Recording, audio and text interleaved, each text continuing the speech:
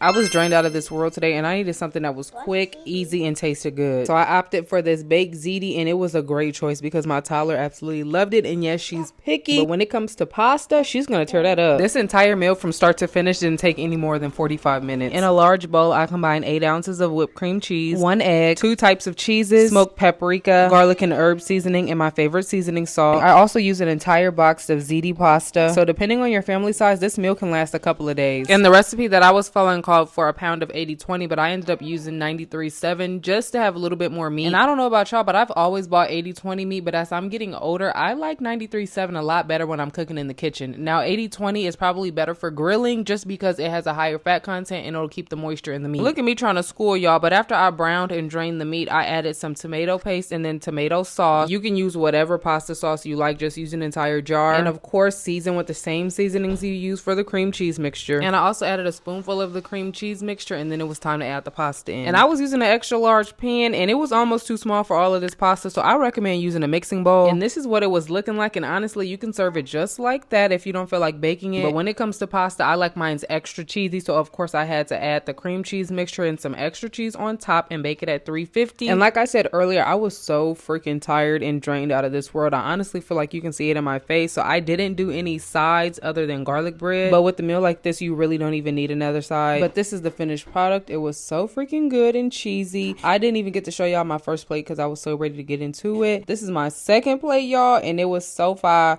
Both of my kids ate it down. It didn't take me forever to make. Let me know what you guys think of this recipe and if you're gonna give it a try. And until next time, bye y'all.